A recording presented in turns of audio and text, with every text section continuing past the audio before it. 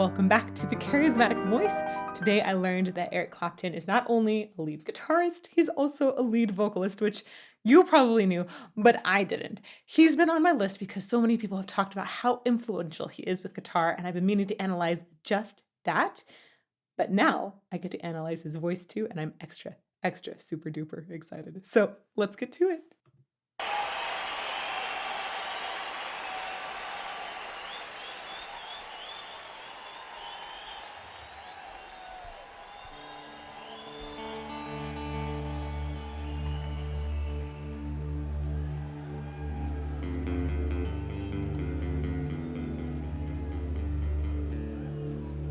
This is moody.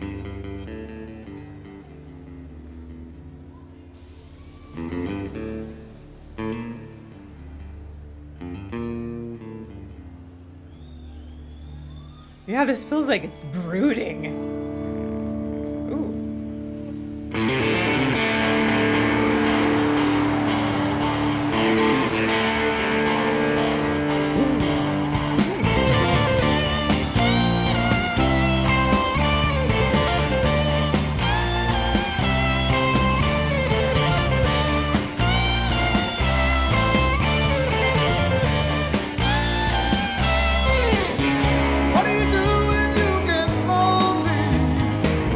Ooh. Ooh. This is such a cool performance so far. It's had a lot of sudden turns in the music. The guitar, the digga digga digga dum, sounded very vaguely familiar, but opening line wasn't familiar at all. So, yeah, this feels extremely fresh to me. Even though I think it's isn't this from the 70s? It's from way back when. Again, we're working on my education here. I have not heard a lot of classic rock music. I understand that Eric Clapton really combined a lot of blues and rock together. And maybe that's what adds up to this like brooding plus more up tempo, a little heavier sound. I'm not sure. I want to go back to the beginning though, because it's honestly been a lot to take in so far. A lot.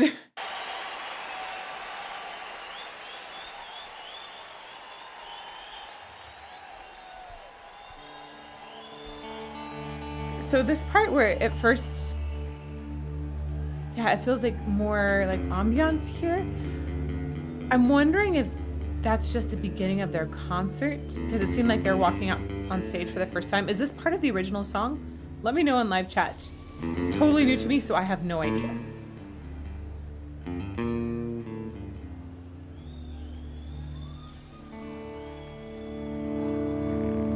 Big adjustment on that volume there. So he was just maybe... Oh man, his friend looks really surprised. That was fun. I think he was just testing things out. Oh, I love how excited his friend is.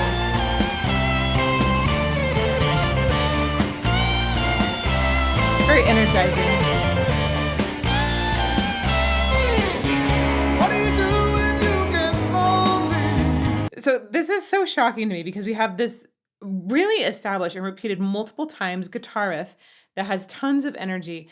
And then right before the vocal comes in, there's actually a key shift. And with all of this energy that we've built up with the intro, I'm wondering why do we do a key shift then? It feels almost like it didn't tumble over into the vocal line, but instead just really took us for an extra turn.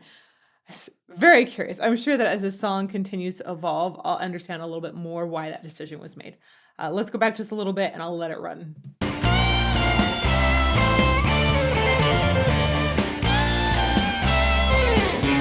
What do you do when you get lonely? I was waiting by your side. Wow. You've been hiding much too long. You know it's just your foolish style. Got me on my knees. Make a dollar, please.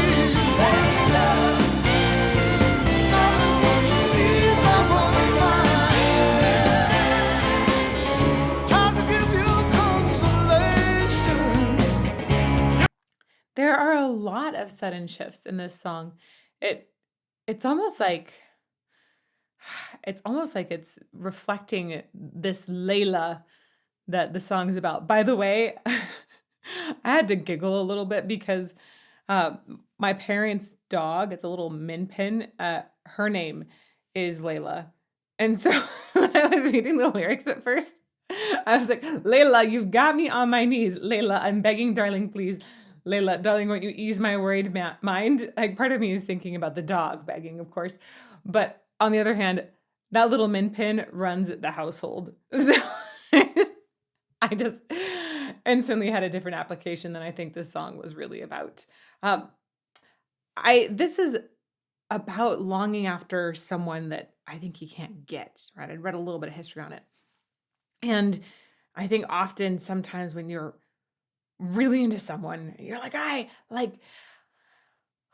really like this could work out somehow. Um, I think that a lot of people imagine that that person is leading them on in some way, or that the things that they do are specifically intended towards them. That's because we tend to think about everything in the world as being centered around us, just a human thing. But I think that the way that this song is making really quick evolutions, it might feel like similar to how the heart would be tugged in these situations, or feel like it was torn out at certain moments. So maybe the quick turns in the song is about the sudden spin of emotion at any given moment. There's one possible reason for that. I want to go back again actually to where he first starts singing. We'll talk some more about his vocal quality in just a moment.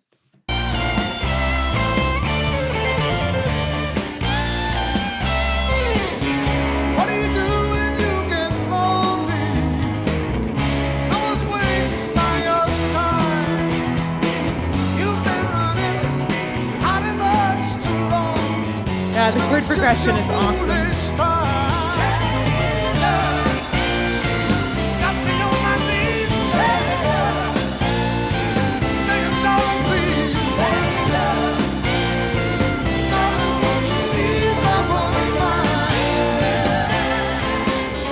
Trying to give you consolation. Wow. I love the way I'm just noticing this time, the way that that guitar riff came back during which I think was the first chorus. I liked hearing it come back in. It's so catchy and it has such a fantastic energy underneath. It was a great thing to have, essentially almost like a counter melody to the chorus. Um, Eric Clapton's voice is very full-throated, like meaning it's really open in the sound, but at the same time has just a little bit of wear on it. It works very well, I think, for rock, blues, just like has an inherent tone that is nice for this genre. I want to point out also his posture, which is pretty fantastic. Um, he's keeping right nice posture in general, which should just feel like what your grandma probably told you your posture should be. Fairly straight. Maybe mine always talked about having like a string pulling out the top of my head. That helps me.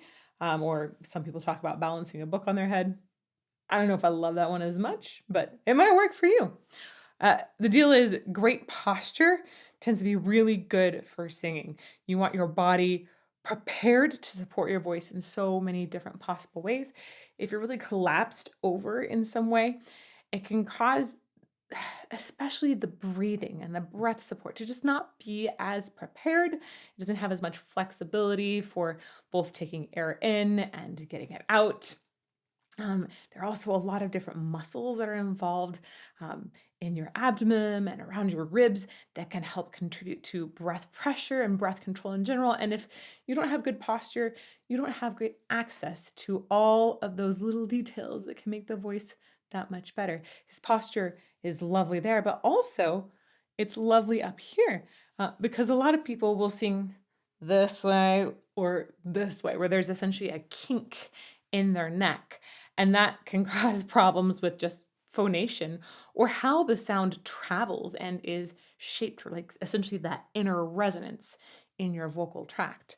So his general shape, a posture here in the vocal tract is very nice. Even has like a slight tilt up of the chin, which some people find helpful, some people don't find helpful.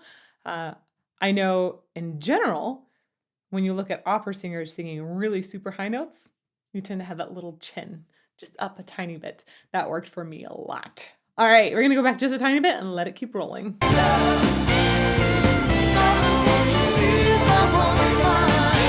Yeah, great posture. Trying to give you consolation. You're a man, let you Nice down. growl. Like a fool, fell in love with you. Now the whole world upside down. Got me on my knees, begging Lord to please. Darling, won't you ease my worries out? Make the best of this situation. I'm fascinated by how fast it's going between a verse and a chorus here, and how, yeah, every time we get to a verse, there is this shift essentially into a different key. Now that I'm understanding the overall song structure better, I think we essentially had the chorus under the opening of the song, but just the instrumental and that like really cool guitar riff. And then every time it's moved out of the chorus into a verse now, we've had that switch of the key. It's fascinating. It's very, very fast-paced. It definitely gives a totally different tone under both parts. Uh, it feels like, gosh, I'm trying to put my finger on what exactly that tone is between the chorus and the verses. I'll figure it out in a moment. Let's go back right now and listen to it a little bit more. Let you down. I really like that growl. Like a fool, fell in I love like that with crack you. off. Now the whole world upside down. Got me on my knees, begging Lord to please. Darling, won't you ease my worries out? Make the best of this situation. Wanna burn in your inside. Oh, Please don't say we'll never find a way. Tell me all my love in vain. wow. Yeah, so interesting. This really quick back and forth. The verses are short, the choruses are short.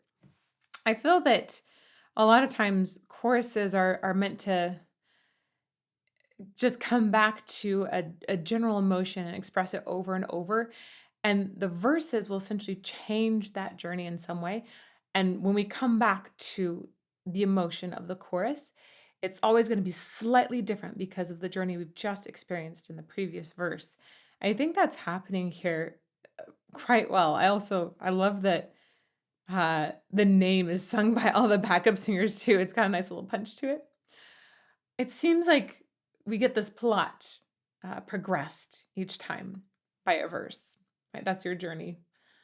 But every time we have a little progression, we come back to this absolute desperation that it feels like each time we have a verse, maybe there's a new way of trying.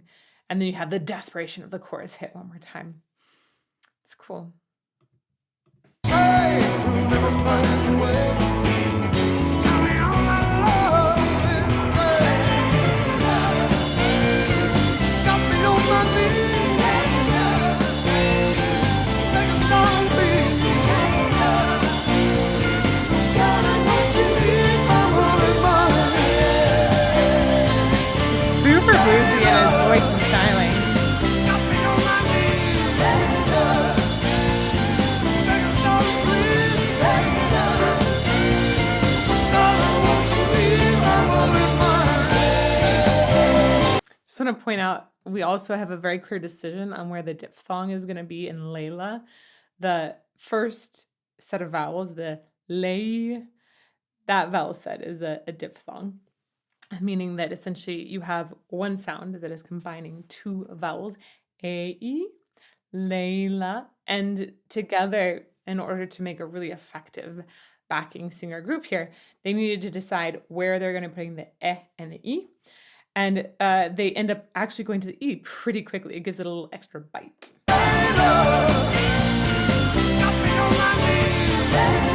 Layla. So, they're going Layla.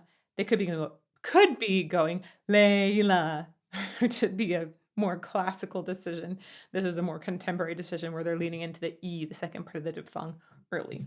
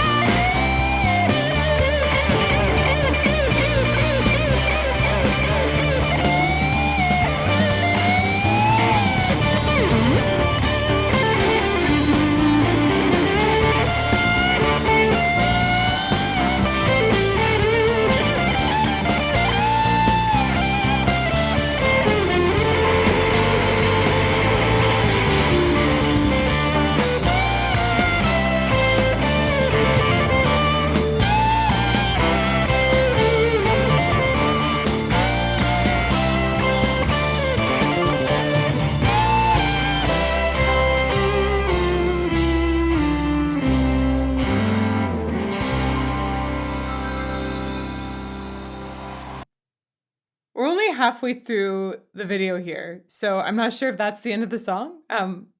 It is the end of a big section here that I think was featuring him as a solo, so we need to go back and talk about this, and we'll figure out where this is going. It felt like it was revving up more energy to bring back the chorus, and so this song and the structure of it overall has been a bit baffling at times, but then made sense later. Very curious. Let's go back to around where this guitar solo starts. First, I really liked this guitar solo. I feel like y'all are probably thinking in your minds, duh, Elizabeth, this is legendary. I, it might be. I don't know it. I think it's really awesome though. Like first listening, there's so many things that grabbed me about it. I liked a lot of the extended technique where he was playing with like fast bends or slow bends or like distortion in the sound at times. I like the combination of soaring melody and driving rhythm. He already established that with that first guitar riff, but it seems like something that he comes back to fairly often. Uh, I think that the slides in here are actually very similar to how he's been using vocal slides. And I think he's a guitarist first. This might just be first impressions because I thought of him only as a guitarist until just earlier today. I do hear how his guitar is shaped definitely comes into the voice, both in how extended, how quickly he goes through slides vocally and in the guitar, and then also the way he punches different things vocally. So it's very interesting to actually get to hear the voice first and now the guitar and hear those similarities.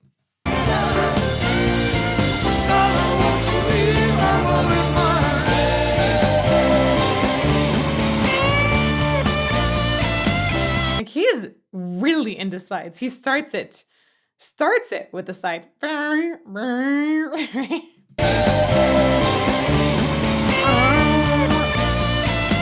Like slides in there.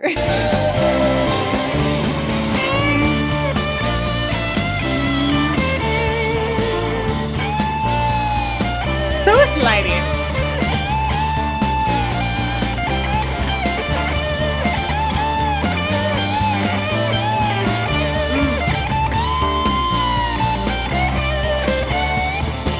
I love that surprising note. That last one we just heard, that pitch, it's like a sudden bright, expressive surprise note. Really fun. There's something about this guitar playing that actually reminds me of this blues singer I absolutely adore from St. Louis, Kim Massey. feel like she sings like his guitar.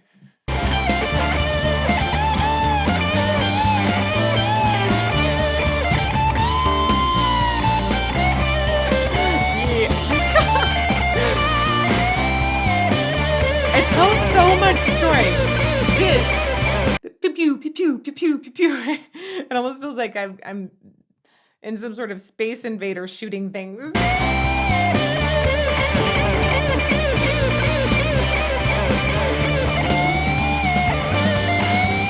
So slimy.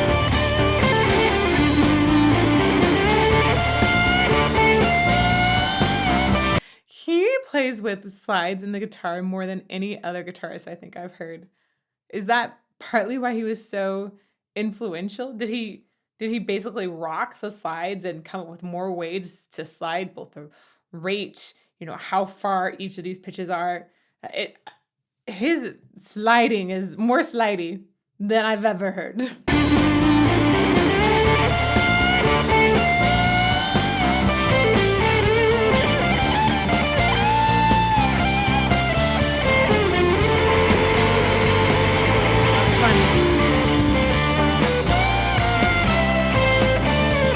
I love the way he comes back to that riff there.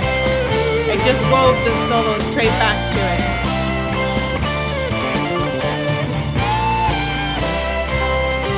Huh.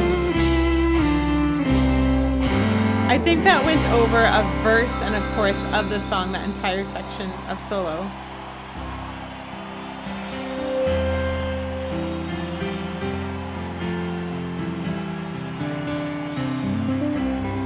Sappy moment? Or new song? Let me check my lyrics over here.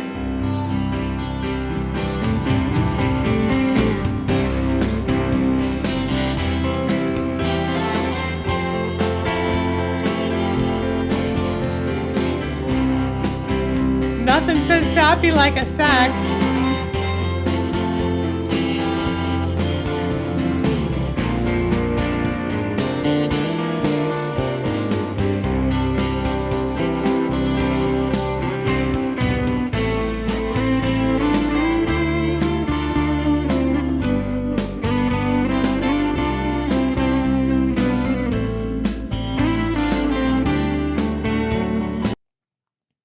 So this feels like it's still Layla, and it's still titled Layla on this video. So I'm just gonna assume this is all Layla and not a new song right now.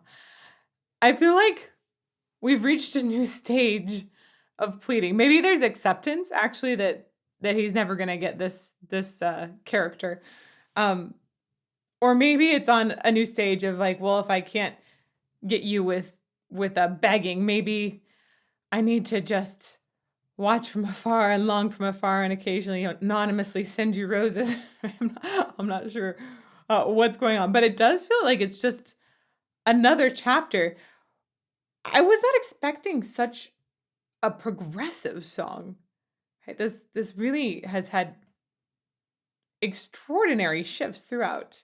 The fact that we have something that's much more driven by a piano at this point. We've had piano before, but at this point, right, we got into this almost romantic type of scene with having the keyboard really featured. And then we got to our saxophone, which, like I said, nothing says sappy like a saxophone. Super bizarre. I'm going to let it play, see where it goes.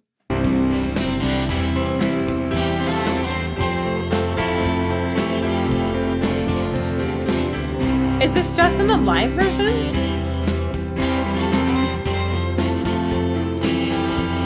I like that harmony between the piano and the sax. And brought home by the bass there. Nice.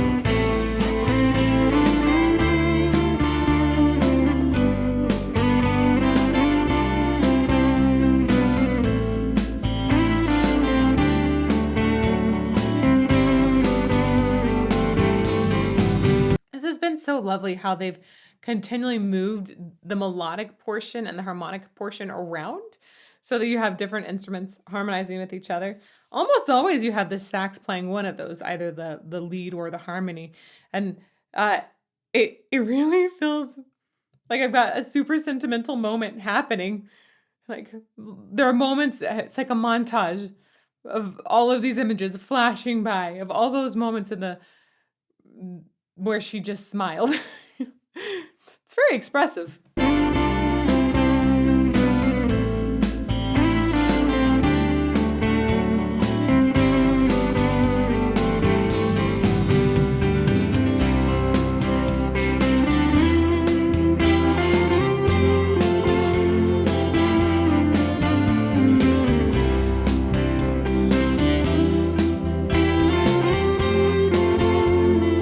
I love the way the repeating key moments make them hooky.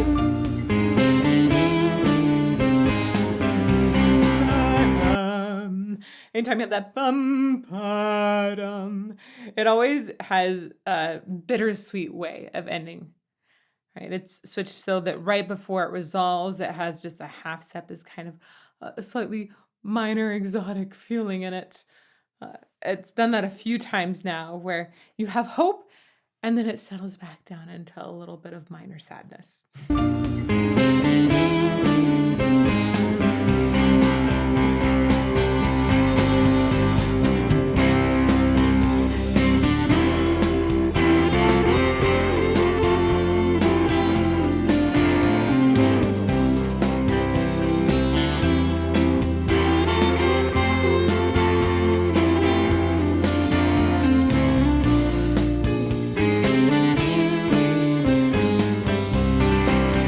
I think this is beautiful because you essentially have musically two questions that are asked and an answer that's a little bit sad.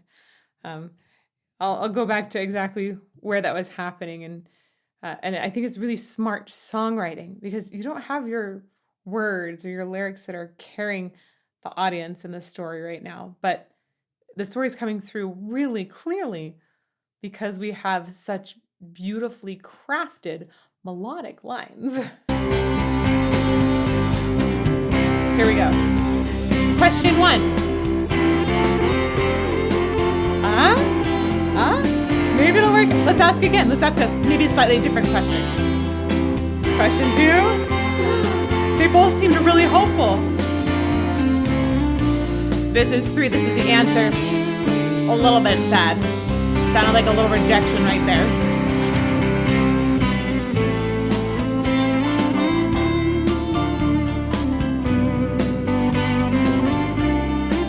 And just lovely harmony and arpeggiation.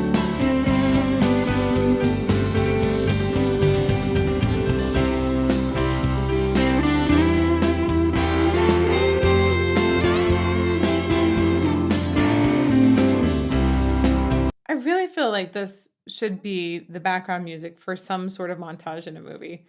Has this been used as background music for a montage in a movie? Or I'm guessing there's going to be a music video of this as well. What is it? There has to be something like that. This is perfect sappy montage music. Tell me if you know of something like that.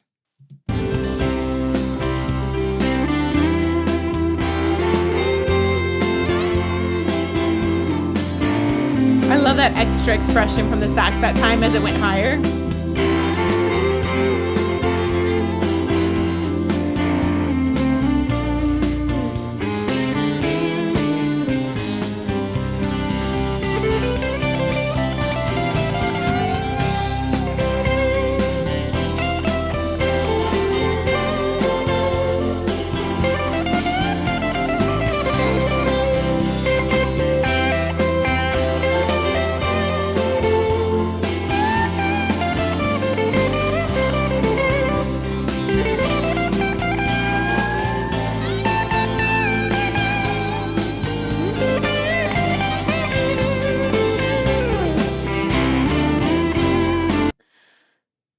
I have noticed this last couple of times they've essentially tagged one of the instruments to be improvising a little bit more while the other instruments continue with this sad pattern of two questions and the rejection. I think that that's a really lovely way to let one instrument essentially express additional thoughts or emotions while this series continues to play. But one of the things that I enjoyed the most about this last section of Eric Clapton improvising was just the smoothness of the guitar tone. It's higher, but it doesn't feel like tinsely at all. It's smooth. It does have a little bit more depth, like I would describe like a little more bluesy. Though sometimes bluesy can be really gnarly. This just feels so smooth. Like, oh gosh, what would be a great example of a food like this? It's not like chocolate smooth. That would be a lot more that would be more rich in timbre. This feels more clear and smooth at the same time. Maybe like a really beautiful white wine. Very smooth, beautiful white wine. Mm.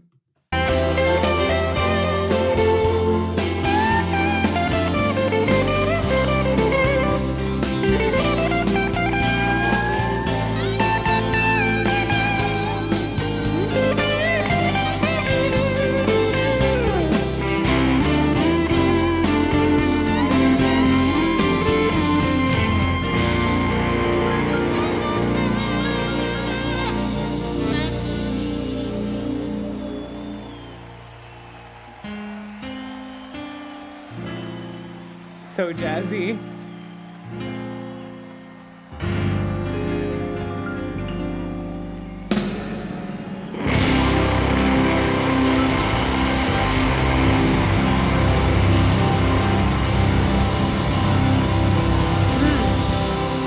I just want to point out here, first of all, loved having that slowdown that then featured the piano at the end. It's pretty rare that you get that kind of feature.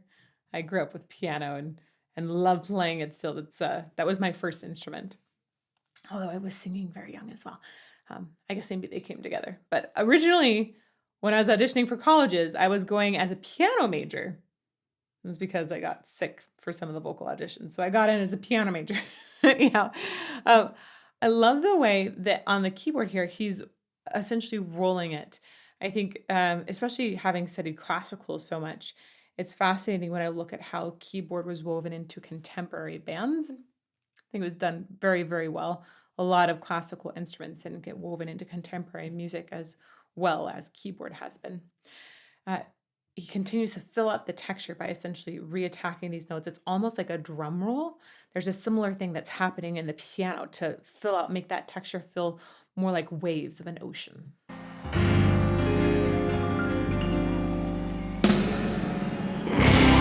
Right here, you'll see his fingers. He's essentially going back and forth like this a bunch, as fast as he can. It's like the roll on the cymbal there. Whew. Thank you. I'm a bit surprised that we didn't have vocals come back in. I was expecting like some sort of extra lyrical moment at the end after we'd switched to this like super sappy outro montage moment. I mean, it didn't happen. I guess it's fascinating to hear how they rely so much more on the instruments in this song to finish off the story. There's a lot of different mood shifts. What a fascinating song. What a fascinating composition. This has just been my very first taste of Eric Clapton, and I'm really curious where this is going to go. So let me know in comments what other songs I should investigate. And if you want to see some more analysis of bluesy rock and roll, check out this playlist over here. May you fall more in love with music every day. Mwah!